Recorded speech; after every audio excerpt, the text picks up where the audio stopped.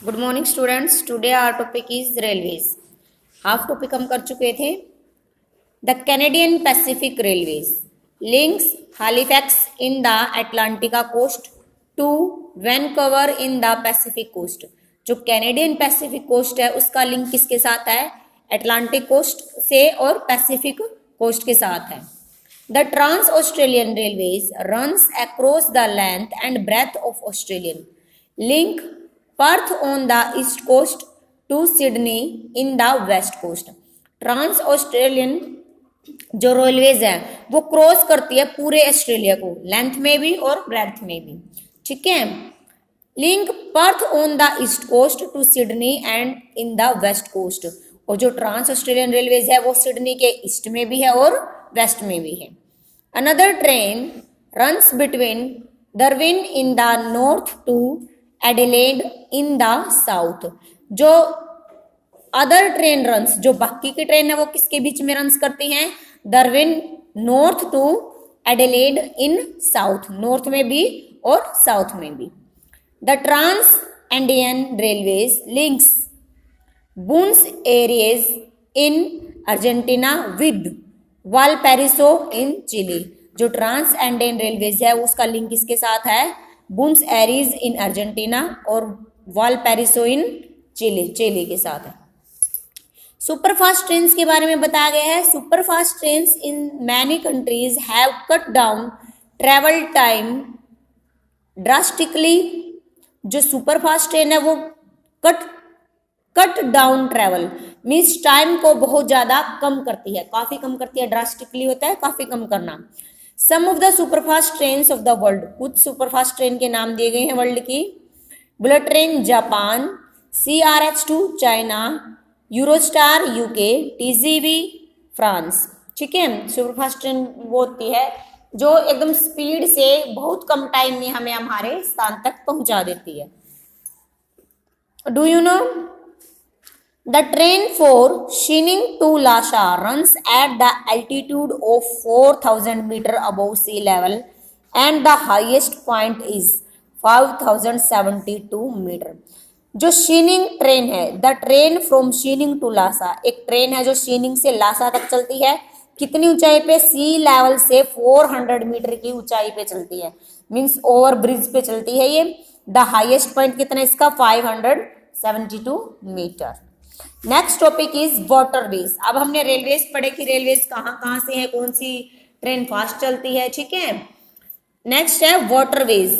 कुछ ट्रांसपोर्टेशन में कुछ वेज आते हैं जिनमें वाटरवेज भी आता है। Waterways are the cheapest mode of transport for travelling long distance and for transporting heavy cargo like minerals, coal, oil etcetera.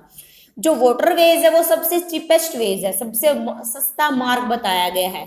ठीक है। और जो ट्रेवलिंग की जाती है, जो लॉन्ग डिस्टेंस तय किया जाता है, जैसे मिनरल, कोल, ऑयल, ये भारी सामान होते हैं। इन भारी सामानों को हम शिप वगैरह में ले जाके वाटरवेज की सहायता से आसानी तक पहुंचा सकते हैं। While construction of road and railways network incurs heavy expense, waterways provide a natural exiting route like river and lake। हमें रोड बनाने में या रेलवे ट्रैक बिछाने में बहुत ज्यादा खर्चा करना पड़ता है, बट वाटरवेज क्या है? एक ऐसा साधन है जिसको हमें बनाने में खर्चा नहीं करना पड़ा है, ये एक्सपेंसिव नहीं है। क्योंकि जो वाटरवेज दिए गए हैं जैसे रिवर है, लेक है, कैनाल है, ये क्या है? हमें नेचुरली रूप से मिले हैं। ठीक है। हमने सिर्फ क्या बनाए? इन पे पोर्ट्स बनाए हैं, बंदरगाह बनाई है। The only require ports and harbours. Traveling by waterways is however slower than traveling by air, road और railways।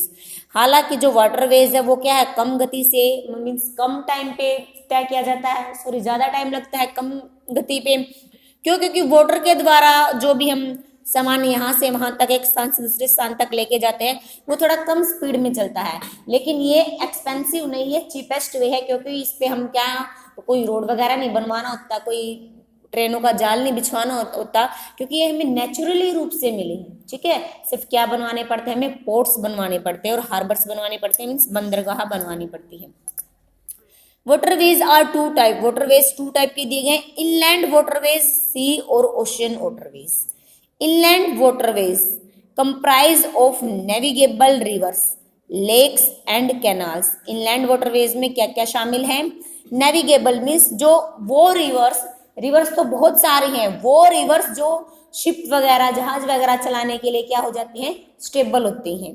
Lakes and canals, steamers and mechanised boats run on inland waterways to carry people and good across. Steamers होते हैं, mechanised boats होती हैं जो क्या है easily waterway पे चलती हैं, वाटर पे चलती है और पीपल को और गुड्स को ले जाने में आसानी होती है। Major lakes and river in all the countries of the world have always been used for transporting people and goods. Major lakes means प्रमुख लेक होती है, जो मेन लेक होती है, जो ट्रांसपोर्ट का काम करती है। कुछ कंट्रीज में लेक तो बहुत सारी है, लेकिन कुछ लेक ऐसी है जो क्या है ट्रांसपोर्टेशन के लिए, जिनको हम यूज करते हैं। जैसे इन्होंने कंट्री के नाम दिए गए और वाटरवेज के नाम दिए गए। कंट्री यूएसए, यूएसए में वाटरवेज कौन है मेन? मिसिसिपी, ये रिवर्स का नेम है यहाँ पे। Many European countries Rhine, France Seine और Loire, eastern Europe Danube, Egypt Nile, South America Amazon, China Yangtze Kiang, India Ganga and Brahmaputra, Myanmar Irrawaddy. Means किस कंट्री में कौन सी जो रिवर है या लेक है जो क्या है वाटर के लिए नेविगेबल है, मीन्स जहाज चलाने के लिए बहुत अच्छी है। ठीक है। The largest and busiest waterway in the world is the great lake Saint Lawrence waterway in USA. Busiest waterways क्या होता है? बिजिएस्ट वाटरवेज वो होता है जहां पे बहुत ज्यादा क्या करते हैं? ट्रांसपोर्ट चलते हैं, शिप वगैरह चलते हैं। ठीक है, उसको बिजिएस्ट वाटरवेज बोला जाता है। वो कौन है? Great lakes Saint Lawrence waterways. कहां पे? यूएसए में। Most of the rivers in Africa are not navigable as they fall over the edge of the plateau from waterfalls. Africa की कुछ बहुत सारी ऐसी रिवर है जो प्लेट्यू से निकली है या वाटरफॉल से होके निकली है, बट वो क्या है? नेविगेबल है, मीन्स वो ट्रांसपोर्टेशन के लिए यूज नहीं की जा सकती। दो Amazon is a very big river, it flows mostly through uninhabited thick forest. Thus, it is not a very important commercial waterways. There are no large waterways in Australia too. Amazon river क्या है? बहुत बड़ी river है, but इसको भी हम commercial के लिए यूज नहीं कर सकते, एज ए ट्रेड के लिए यूज नहीं कर सकते। क्यों? क्योंकि जो अमेजन रिवर है वो फॉरेस्ट से होके जाती है, जंगलों से होके जाती है, घने जंगलों से होके जाती है। ठीक है। There are no large waterways in the Australia too, और ऑस्ट्रेलिया में और बड़ी वाटरवेज नहीं है। Navigable rivers in many countries have been interlinked though a network of canals such as the Erie Canal in the USA and White Sea Canal. कुछ ऐसी country हैं, बहुत सारी कंट्रियों में जो रिवर हैं वो ट्रांसपोर्टेशन के लिए स्टेबल हैं, जिन्होंने क्या कर रखा है? Canals of network of canals, means जो रिवर हैं, लेक हैं, कैनाल हैं, उनका अच्छा लिंक है, मीन्स उनमें तालमेल है कि एक स्थान से दूसरे स्थान पर हम आसानी से पहुंच सकते हैं। वो कौन सी है? एरी कैनाल इन यूएसए और वाइट सी कैनाल। ठीक है। सेकंड है, फर्स्ट वाटरवेज था इनलैंड, सेकंड है सी और ओशियन वाटरवेज। सी और ocean waterways provide the cheapest mode for transporting bulk goods from one country to continent to another. Means जो sea veg है, जो वाटरवेज है, वो चीपेस्ट पड़ता है। ठीक है, चीपेस्ट पड़ता है, और हम इन चीपेस्ट वेज से सस्ते, एकदम सस्ते में जो हमारे बल्कि गुड्स होते हैं, जो बड़ी बड़ी चीजें होती है, जो भारी सामान होता है, एक कंट्री से दूसरी कंट्री में, एक कॉन्टिनेंट से दूसरे कॉन्टिनेंट में लेके जाया जा सकता है। मेनली जो रिवर और लेक्स हैं ये तो क्या होती है? कंट्री टू कंट्री काम आते हैं या कंट्री के अंडर ही किया जाता है, बट सी और ओशन ये है अदर कॉन्टिनेंट तक भी हम अपना सामान पहुंचा सकते हैं। It is the life line of international travel. International travel की यह क्या है? लाइफ लाइन है।